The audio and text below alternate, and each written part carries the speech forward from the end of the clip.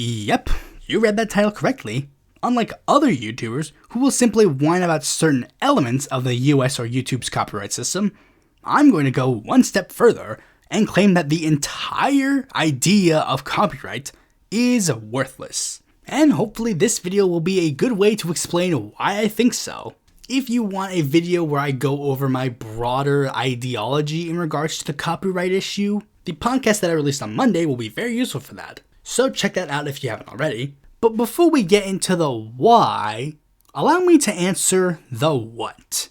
Copyright is defined as a type of intellectual property that gives its owner the exclusive legal rights to copy, distribute, adapt, display, and perform a creative work, usually for a limited time. But of course, in the ever-changing times, there have had to be a couple of changes here and there in regards to how we view copyright, such as the relatively recent doctrine of fair use, which allows for a limited use of copyrighted material without the consent of the people who owned it. US copyright law states that for all works created after January 1st, 1978, exclusivity rights are the author's life plus 70 years, and works on behalf of a corporation have their exclusivity rights to be 95 years after publication or 120 years since creation, whichever expires first. A rule that was put in place because Disney was right about to lose the copyrights to Mickey Mouse and lobbied Congress hard to change the laws.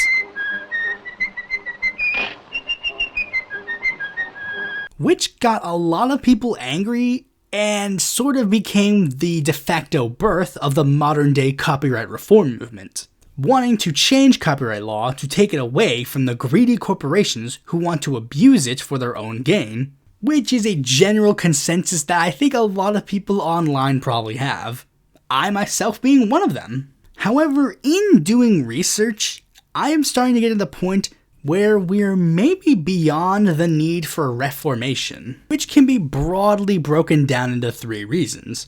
First, copyright is used for almost exclusively the exact opposite for why it was created.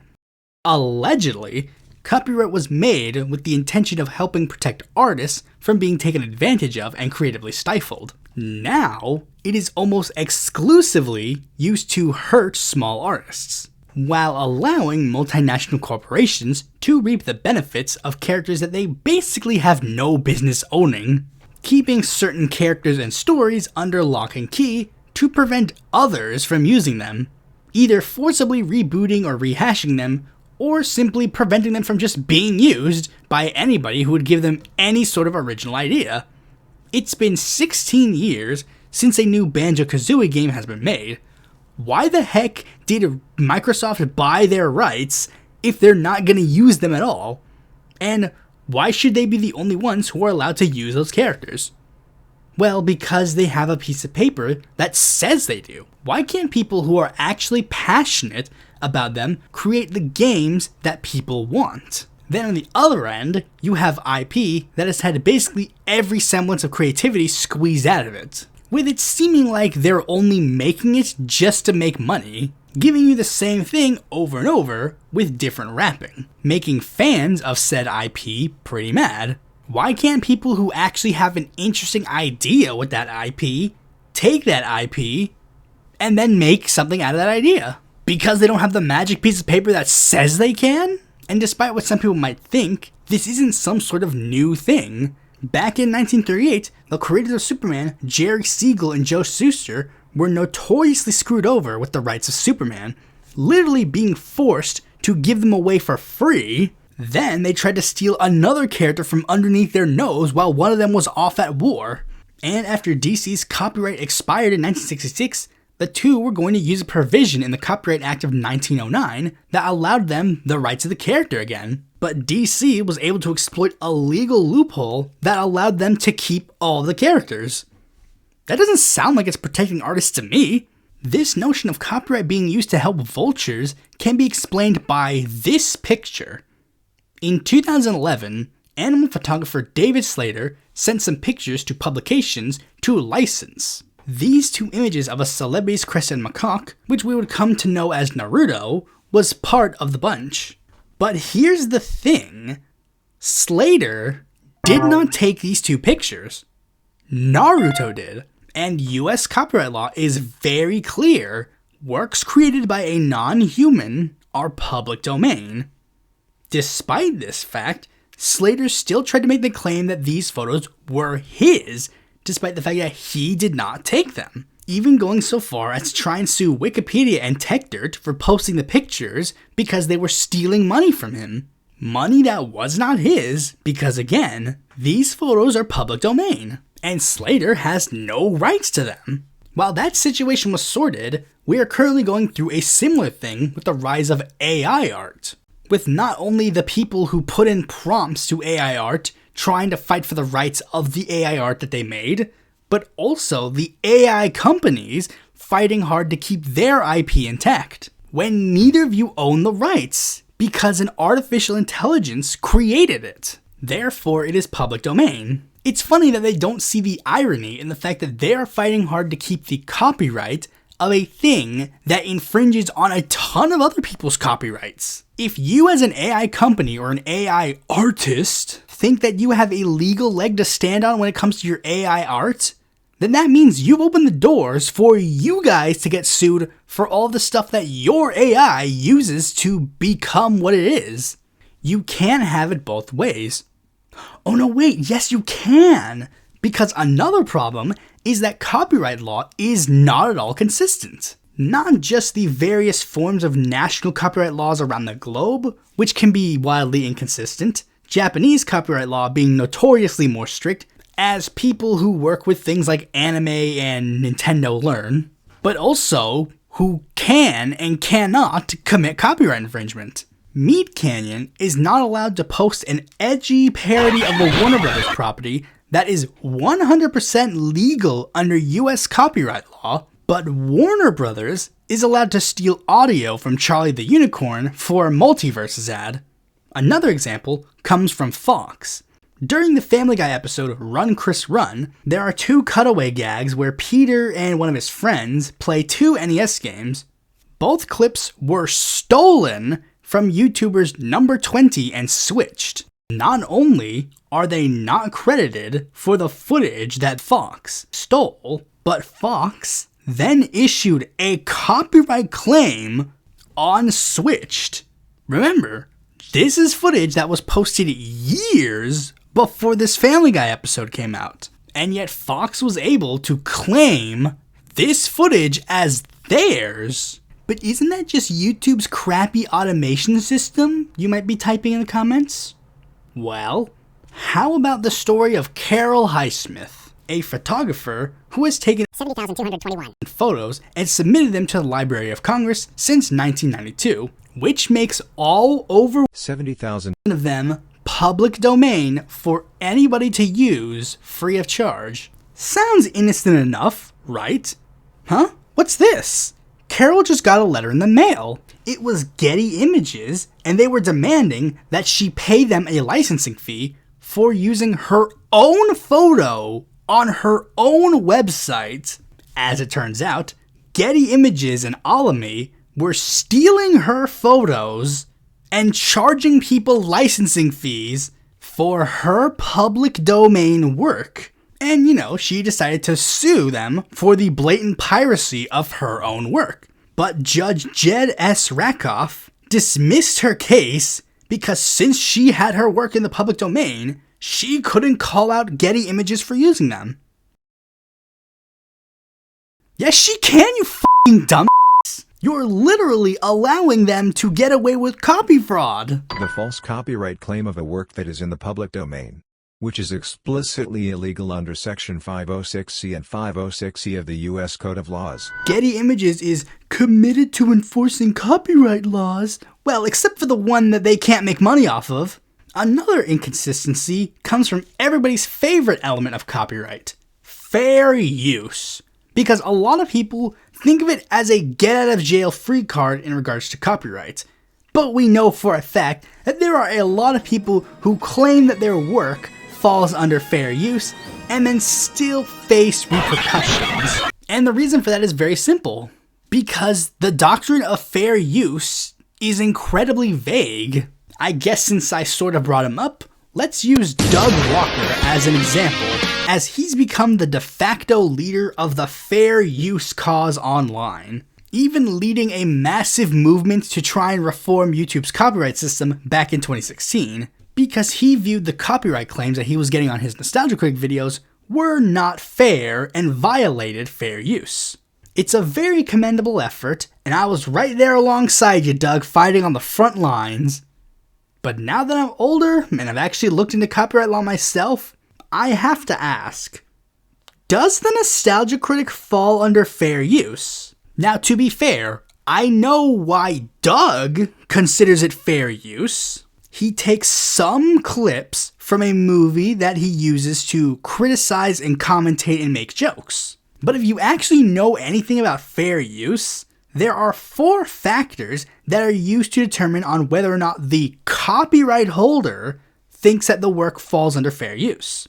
One is if the work is for profit or not. Honey, honey, honey, honey, honey, honey, honey, honey, honey, honey, honey, honey, honey, honey, honey, honey, honey, honey, honey, honey. Doug definitely breaks that rule. One is whether or not the derivative work hurts the market value of the original work. And depending on the review, Doug might break that rule, whether he craps on the film and makes you not want to watch it, or if he gives a beat-for-beat breakdown that spoils the plot so much that watching the film is completely pointless. Initially, the second rule/factor didn't strike me as needing direct mention, but upon rereading it, I think this helps the point. Factor number 2 for determining fair use states the nature of the copyrighted work is used to judge whether or not it is fair use or copyright infringement. But that is obviously really vague and seems to be up to the copyright holder to determine what they viewed as the nature of their work. People that I have already shown cannot be trusted to make that determination. The third rule is the most mystifying one, the amount used, because this is purely subjective based on what the copyright holder thinks is the appropriate amount to use, which is the biggest inconsistency and misconception of fair use. It's all purely vibes based, but not based on my vibes, not based on Doug's vibes, but based on the media conglomerate's vibes. Now, to be clear, this is not to disparage Doug and his work. I'll be very blunt and say that I don't care if his videos are copyright infringement.